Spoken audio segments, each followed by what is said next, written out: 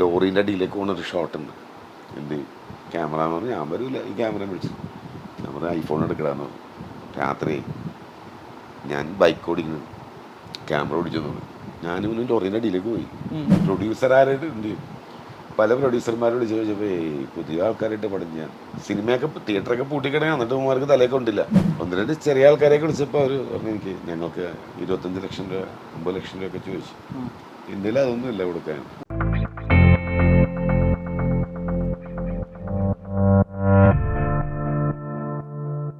ഭാര്യ വീട്ടിൽ പരമസുഖം എന്ന് പറഞ്ഞാൽ അങ്ങനെ ഒരു പടം വന്നപ്പോൾ അതൊരു ഹിന്ദി പടമാണത്. അനിൽ കപൂറിൻ്റെ ഒരു പടം വന്ന് അപ്പോൾ അതിൻ്റെ അങ്ങനെ കോപ്പി അടിച്ച് അങ്ങനെ മലയാളത്തിൽ ചെയ്തത്. അത് കുറച്ച് പൈസയുടെ ആവശ്യമൊക്കെ ഉണ്ടായിരുന്നു. അപ്പോൾ അത്യാവശ്യത്തിൽ അങ്ങനെ ചെയ്തൊരു സിനിമയാണ് അത്. അതിലും ഇങ്ങനെ ജയറാമിന് ട്രൈ ചെയ്തിരുന്നു. ജയറാമിനൊന്നും കിട്ടിയില്ല. അത് ഇങ്ങനെ ചെയ്തൊരു സിനിമയാണ്. അതിൻ്റെ അകത്തില്ല ഹരിശ്രീ അശോകൻ ഉണ്ടായിരുന്നു, സുധീഷ് ഉണ്ടായിരുന്നു, വിജയരാഘവൻ നായകൻ, രാജൻ പി ദേവ്, ജഗതി ശ്രീകുമാർ, ആർട്ടിസ്റ്റൊക്കെ ഉണ്ടായിരുന്നു. പറവൂരിലാണ് ഷൂട്ട് ചെയ്തത്. തിരക്കേടില്ലാതെ ഇങ്ങനെ മുടക്കി ആശ കിട്ടിപ്പോയ അവിടെ അത്രേ ഉള്ളൂ. ജയറാമായിരുന്നു കുറച്ചുകൂടെ കയറി പോയനല്ലേ. ജയറാമിനിട്ട് ചെയ്യാനുള്ളൊരു പരിപാടിയൊക്കെ ആലോചിച്ചപ്പോൾ അന്ന് ജയറാമൊക്കെ ഭയങ്കരമായിട്ട് കത്തിയേക്കണ ഒരു സമയം. പെട്ടെന്ന് ഡേറ്റ് കിട്ടാനൊക്കെ ബുദ്ധിമുട്ടല്ലേ. ഈ കുറച്ച് സിനിമകളൊക്കെ വന്ന് രക്ഷപ്പെട്ട് കഴിയുമ്പോൾ പിന്നെ വലിയ സംവിധായകരൊക്കെ നോക്കി പോകും. ഇപ്പോഴത്തെ പോലെ ഈ പുതിയ ആൾക്കാർക്ക് അന്ന് അവസരം കൊടുക്കണ ഒരു സമയമൊന്നും ഉണ്ടായിരുന്നില്ല. നമുക്ക് ജാക്കി ഷെറഫ് കൂടെ പറഞ്ഞു നിർത്താം. ജാക്കി ഷെരീഫിൻ്റെ കാര്യം വേണമെങ്കിൽ ഞാൻ അതിൻ്റെ ഒരു വലിയ സങ്കടകരമായിട്ട് സംഭവം. മട്ടാഞ്ചേരി എൻ്റെ ഒരു മണ്ണെന്ന് പറഞ്ഞാൽ മട്ടാഞ്ചേരിയാണ്. ഇവിടെ ഒരുപാട് നല്ല ലൈഫുള്ള ക്യാരക്ടേഴ്സുള്ള സ്ഥലമാണ്, അറിയാലോ. സംഗീതമായാലും ഹിന്ദുസ്ഥാനി സംഗീതത്തിൽ എന്നൊക്കെ പറഞ്ഞാൽ ഇവിടെ എല്ലാ മനുഷ്യരുടെ ഹൃദയത്തിൽ ഹിന്ദുസ്ഥാനി സംഗീതമുള്ള സംഭവമാണ് കൊച്ചി. ഹിന്ദുക്കളുണ്ട്, ക്രിസ്ത്യാനികളുണ്ട്, മുസ്ലിങ്ങളെല്ലാവരും നല്ല ഭയങ്കര മതസൗഹാർദ്ദത്തോടെ പോകുന്ന ഒരു സ്ഥലമാണ് കൊച്ചി. കൊച്ചിക്കൊരു പാരമ്പര്യമുണ്ട്. മെഹബൂബായി ഉണ്ടായിരുന്നു, അല്ലേ, യേശുദാസ് ഉണ്ടായിരുന്നു, ഒരുപാട് കൾച്ചറുള്ള സ്ഥലം. എൻ്റെ മനസ്സിലൊരു പയ്യൻ, ഒരു ഷെരീഫ് എന്ന് പറയുന്ന പയ്യൻ, അവന് വലിയ വിദ്യാഭ്യാസമൊന്നുമില്ല. അവനൊരു പെണ്ണായിട്ടൊരു പ്രണയം ഭയങ്കര ഡീപ്പ് ലവ് ആയിരുന്നു. അങ്ങനെ അവനിവിടുന്ന് ഗൾഫിലേക്ക് പോകുന്ന സമയത്ത് ഒരു കോമ്പയർ ഒരു ഇൻ്റർവ്യൂടെ ഒരു ക്രൗഡിൽ വെച്ച് അവളെ ചന്തിക്കേറി പിടിക്കുന്നു. ഇവൻ്റെ കയ്യാണ് അവളെ കിട്ടുന്നത് വെച്ചിട്ടാണ് ഈ കഥ തുടങ്ങിയത്. ഭയങ്കര സംഭവം. സസ്പെൻസാണ്. ഇത് ആരെ പിടി, ഇവനെ ജയിലിൽ കൊണ്ടുപോകണം. ഇവൻ്റെ ജീവിതം സാധുവായിരുന്നു. ഈ ഷെരീഫിന് ഒരുപാട് വിഷമങ്ങൾ. റോഡ് വരെ വന്ന് ജാക്കി ഷെരീഫ് റോഡൊന്നും ഉണ്ട്. ഈ ജാക്കിയാണല്ലോ വെച്ചിരിക്കുന്നത്. ഒക്കെ ഫേമസ് ആയി ജാക്കി വെച്ച് പെണ്ണിനെ, ഒരു കോമ്പയറിനെ ജാക്കി വെച്ചു എന്നുള്ളത്. ഇങ്ങനെ ഒരു സംഭവം പ്ലാൻ ചെയ്ത് ഡിഫറെൻ്റ് ആയിട്ടുള്ള സംഭവമാണ് ഇത്. അത് ഞാൻ വർക്കൗട്ട് സ്ക്രിപ്റ്റൊക്കെ അയക്കാനുണ്ട്. മലയാള സിനിമയിൽ ഏറ്റവും ഫേമസ് ആയിട്ടുള്ള 2 ക്യാമറമാൻ, അത് ഷൈജു ഖാലിദും ഷമീർ താഹിറും. അങ്ങനെ ഈ ഷൈജു ഖാലിദും ഷമീർ താഹിറിൻ്റെ വാപ്പ താഹിർ മട്ടാഞ്ചേരി പ്രൊഡക്ഷൻ മാനേജർ. അദ്ദേഹത്തെ സിനിമയെ കൊണ്ടുവന്ന ഞാനാണ്. എൻ്റെ സുന്ദരനാന്നൊരു പടത്തിൽ പ്രൊഡക്ഷൻ അസിസ്റ്റൻ്റായിട്ട് കൊണ്ടുവന്നു. അങ്ങനെ പിന്നെ ഇവരൊക്കെ സിനിമയാണ്. പിന്നെ ഷൈജു ഖാലിദ് നമ്മളുടെ കമ്പനി അവരൊക്കെ. അങ്ങനെ ഷമീർ താഹിറിനെ വിളിച്ചിട്ട് ഇങ്ങനെ കഥയുണ്ട്, ഒന്ന് പറയാം. അവന് വായിക്കാൻ കേൾക്കാമെന്ന് പറഞ്ഞു. ഞാൻ ഫ്ലാറ്റിൽ ചെന്ന് കഥ പറഞ്ഞു. 2 പേർക്കും കഥ ഭയങ്കരമായിട്ട് ഇഷ്ടമായി. ഞങ്ങൾ 1 മാസം സ്ക്രിപ്റ്റിലിരുന്നു. ഫഹദ് ഫാസിലായിരുന്നു നായകനായിട്ട് പ്ലാൻ ചെയ്ത്. ആ പടം നടന്നില്ല. ആ നടക്കാതെ പോയത് അതിൻ്റെ ഒരു നിർമ്മാതാവ് നമ്മളൊരു വേണ്ടപ്പെട്ട ഒരാളായിരുന്നു. അപ്പം ഇവരാണ് ആദ്യം ഈ നിർമ്മാതാവാണെന്ന് എന്നോട് പറഞ്ഞിട്ടുണ്ടായിരുന്നില്ല. ഇവർ തന്നെ പ്രൊഡ്യൂസ് ചെയ്യണമെന്നാണ് പറഞ്ഞത്.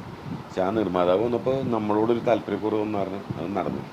നമ്മളെ കൊണ്ട് എഴുതിക്കേണ്ടെന്നുള്ളൊരു അങ്ങനെ ആ പ്രോജക്റ്റ് പോയി കഴിഞ്ഞപ്പോൾ എനിക്ക് ഭയങ്കര വിഷമം. ഞാൻ എൻ്റെ ജീവിതത്തിൽ ഏറ്റവും കൂടുതൽ വിഷമിച്ചിട്ടുള്ളത്. കാരണം ഷൈജു ഖാലിദ് ഷമീർ താഹിറിനെ പോലത്തെ ഒരു ആൾക്കാർ കൂടി ഒരു പടം, ഒരു റീബർത്താണ് എനിക്ക് വരാമെന്നുള്ളത്. അങ്ങനെ ഞാൻ ഈ സ്ക്രിപ്റ്റ് എടുത്തിട്ട് ഈ വീട് ഇപ്പോൾ പുതിയത് വെച്ചാണ്. ആദ്യം വേറെ വീടായിരുന്നു. അതിലൊരു അത് പഴയ വീടായിരുന്നു. അപ്പോൾ ആ വീട്ടിൽ ഞാൻ അത് വെച്ചിട്ട് ഞാൻ ഡെയിലി ആ സ്ക്രിപ്റ്റ് എടുത്ത് നോക്കി. എനിക്ക് ഭയങ്കര വിഷമമായിരുന്നു എനിക്ക്. അങ്ങനെ ഇരിക്കുമ്പോഴാണ് കോവിഡ് മഹാമാരി പിടിപെട്ട് പ്രശ്നങ്ങളൊക്കെ ആയി വന്നപ്പോൾ എൻ്റെ മനസ്സിൽ തോന്നി ഒരു ഷോർട്ട് ഫിലിം എടുക്കാൻ ആദ്യം തോന്നി. എനിക്ക് അത്യാവശ്യം എഡിറ്റിങ് കാര്യങ്ങളൊക്കെ അറിയാവുന്ന ഒരാളാണ്. ഈ സിനിമയുടെ സാങ്കേതിക വശങ്ങളൊക്കെ എനിക്കറിയാം. അങ്ങനെ ഞാൻ പിന്നീട് ഒരു വെബ് സീരീസ് ചെയ്യാമെന്ന് വെച്ചിട്ട് ഈ ജാക്കി ഷെരീഫ് എന്ന് പറയുന്ന സംഭവം വെബ് സീരീസ് ചെയ്യാമെന്നൊരു ഇറങ്ങി. താരങ്ങളാരെ കിട്ടും? കോവിഡ് സമയത്തുള്ള റെസ്ട്രിക്ഷൻ ഉണ്ട്. ഞാൻ കൊച്ചിക്കാരനായിരുന്നു. എനിക്കിവിടെ ഒരു പ്രശ്നമില്ല. പോലീസും പൊളിറ്റീഷ്യൻസൊന്നും എന്നോട് എല്ലാവരും അറിയും. എന്നോടൊരു റെസ്പെക്റ്റ് ഉണ്ട് ഇവിടുത്തെ ആൾക്കാർ, നാട്ടുകാരായിരുന്നു. അപ്പോൾ അവരോട് ഷൂട്ട് ചെയ്തൊരു പ്രോബ്ലം ഇല്ലെന്നത് പെർമിഷൻ തന്നു. താരങ്ങളാരെ വിളിക്കും, പ്രൊഡ്യൂസർ ആരും ഉണ്ട്. പല പ്രൊഡ്യൂസർമാരോട് ചോദിച്ചപ്പോൾ പുതിയ ആൾക്കാരായിട്ട് പടം ഞാൻ സിനിമയൊക്കെ തിയേറ്ററൊക്കെ പൂട്ടിക്കിടങ്ങി എന്നിട്ട് ഉമ്മാർക്ക് തലയൊക്കെ ഉണ്ടില്ല. ഞാൻ വിചാരിച്ചൊരു പണിയാണ് ഇത്, ഞാൻ തന്നെ അങ്ങ് പ്രൊഡ്യൂസ് ചെയ്യുക.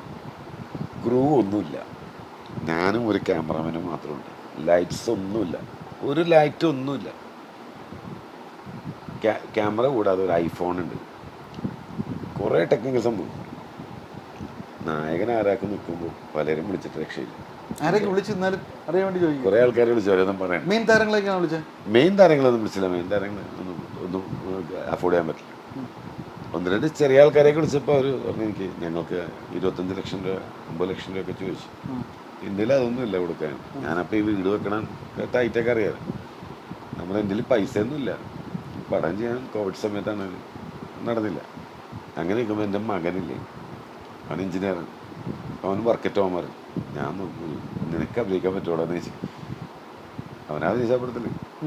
അങ്ങനെ അവനെ വെച്ചുകൊണ്ട് പിന്നെ എൻ്റെ ഒരു കൂട്ടുകാരൻ്റെ മകള് പടം കണ്ടു നോക്കണ്ട, എന്ത് രസമുള്ള പടമൊന്നുണ്ട്, യൂട്യൂബിലുണ്ടത്. ഈ പടം എനിക്കൊരു വാശിയായി. എൻ്റെ കാറും മോട്ടോർ സൈക്കിളും ഉണ്ട്. റെയിൽവേ സ്റ്റേഷൻ വർക്ക് ചെയ്യണം. റെയിൽവേ സ്റ്റേഷൻ വർക്ക് ചെയ്യണമെങ്കിൽ 5 ലക്ഷം രൂപ കെട്ടി വെക്കണം. ഡൽഹിയിൽ നിന്ന് പെർമിഷൻ എടുക്കണം. ഞാൻ പറഞ്ഞ സാരമില്ല, ക്യാമറമാൻ ഐഫോൺ കൊണ്ടുവന്നു അതിൻ്റെ അത് കയറി ഒന്ന് ചീറ്റ് ചെയ്ത് റെയിൽവേ സ്റ്റേഷൻ്റെ ഉള്ളിൽ കംപ്ലീറ്റ് വർക്ക് ചെയ്ത് ഒരു ഇതിൻ്റെ ലോറീൻ്റെ അടിയിലേക്ക് പോകുന്നൊരു ഷോട്ടുണ്ട്. എന്ത് ക്യാമറ എന്ന് പറഞ്ഞാൽ ഞാൻ വരില്ല, ഈ ക്യാമറ വിളിച്ചു. ഞാൻ പറഞ്ഞ ഐഫോൺ എടുക്കണമെന്ന് പറഞ്ഞു. രാത്രി ഞാൻ ബൈക്ക് ഓടിക്കുന്നു, ക്യാമറ ഓടിച്ചു തോന്നി. ഞാനിവനും ലോറീൻ്റെ അടിയിലേക്ക് പോയി. അറിയോ, പോയി അങ്ങനെ ശരിക്കും ലോറിക്കാർ തെറി അങ്ങോട്ട് തുടങ്ങി. ഈ ഷോട്ട് എടുക്കാൻ വേണ്ടി രണ്ടും തട്ടിപ്പോണ്ട് കേസാണ്. റിസ്കി ഷോട്ട്സ്, റിസ്ക് എടുത്തിട്ട് അതായത് ഞാൻ ഓടിക്കാണ്. അതുകൊണ്ട് കുറേ നമ്പറൊക്കെ കാണിച്ചിട്ടുള്ള ആൾക്കാരാണ് ഇതിലൊക്കെ. ഇങ്ങനെയുള്ള സ്കിഡ് ചെയ്തിട്ട് നേരെ അടിയിലേക്ക് കയറും. ഷോട്ട് ഐഫോണിലെ ഷൂട്ട് ചെയ്തത് ഇതും മനോഹരമായിട്ട് അറിയാം. ട്രെയിനിനെ ഫോളോ അപ്പ് ചെയ്യുന്ന സംഭവമൊക്കെ. ഇതൊക്കെ ഞങ്ങൾ ബൈക്കിലാണ് പോയിട്ട് വെയിലും മഴയൊക്കെ ഉണ്ട്. പടം തീർത്തു. അതായത് ഒരു ചായ കുടിക്കുന്ന കാശിന് പടം തീർന്നു. ഷൂട്ട് കംപ്ലീറ്റ് തീർന്നു. ലാബിലൊക്കെ ചോദിച്ചപ്പോൾ ഭയങ്കര പൈസ. ശരി, ആ കാശ് കൊടുക്കാനൊന്നുമില്ല. അങ്ങനെ കുറച്ച് കാര്യങ്ങളൊക്കെ ആദ്യത്തെ ഒരു എഡിറ്റിങ് നമ്മൾ തന്നെ വീട്ടിൽ കമ്പ്യൂട്ടറിലൊക്കെ ചെയ്തു. ഇതെല്ലാം ചെയ്തു. പിന്നെ കുറച്ച് സൗണ്ടും കാര്യങ്ങളൊക്കെ ഇട്ട് പടം ബസ് കോപ്പിയാക്കി എല്ലാം റെഡിയായി. അവർക്ക് കൊടുക്കും. ആമസോണിലും നെറ്റ്ഫ്ലിക്സൊക്കെ ചോദിച്ചപ്പോൾ ആർട്ടിസ്റ്റ് ഇല്ലാതെ അത് എടുക്കൂല, പറ്റില്ല. ഞങ്ങൾ ഫുൾ HD ഷൂട്ട് ചെയ്യുന്നത്, 4K 4K ഷൂട്ട് ചെയ്യാൻ പറ്റില്ല, ലൈറ്റ്സ് ഒന്നും ഇല്ലാതാണ് പറ്റില്ല. അതിൻ്റെ ഒരു പ്രശ്നമൊക്കെ ഉണ്ടായി. അങ്ങനെ നിൽക്കുമ്പോഴാണ് ഡയറക്ടർ ജയരാജ് എൻ്റെ ഒരു OTT പ്ലാറ്റ്ഫോം ഉണ്ട്, അതിലൊന്ന് റിലീസ് ചെയ്യാൻ പറ്റും, നമുക്ക് കാശ് തരാൻ പറ്റും. Paper view on scheme. Paper view ആണെങ്കിൽ പറ്റില്ല, നമുക്ക് കാശ് കുറച്ച് മുടങ്ങി മിഠായി കാശായിട്ടുള്ളതെന്ന് പറയാൻ പറ്റില്ലല്ലോ. അങ്ങനെ എന്തോ ആവട്ടെ എന്ന് പറഞ്ഞാൽ അതിൽ റിലീസ് ചെയ്തു. പടം രാത്രി 12 മണിക്കാണ് റിലീസ് ചെയ്യും. ഞാൻ പറഞ്ഞു നിങ്ങൾ 12 മണിക്ക് ഇത് ചെയ്യില്ലേ, പകലിട്. അത് ഞങ്ങളെ ബെസ്റ്റ് ടൈമാണെന്ന് പറഞ്ഞു.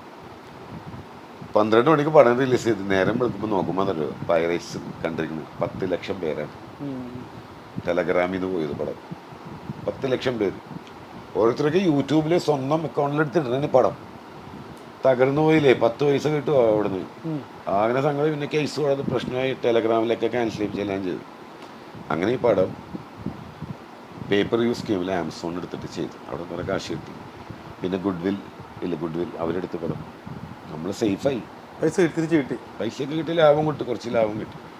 അങ്ങനെ മലയാള സിനിമയിൽ 8.5 ലക്ഷം രൂപ ഒരു സിനിമ ഫസ്റ്റ് കോപ്പി ഒരു പടം ഉണ്ടാവില്ല. അത് ജാക്കി ഷെറീഫ്. സന്തോഷ് പണ്ഡിറ്റ് കഴിഞ്ഞ് അടുത്ത ചിലവ് പറഞ്ഞ പടം. സന്തോഷ് പണ്ഡിറ്റിൻ്റെ പടമല്ല ഈ പടം, ഒന്ന് കണ്ടു നോക്ക്.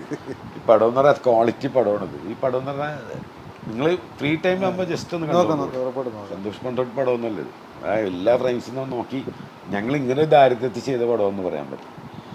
അത് തീർച്ചയായിട്ടും മറ്റുള്ള അങ്ങനെ ഏതൊരു പടമാണ്.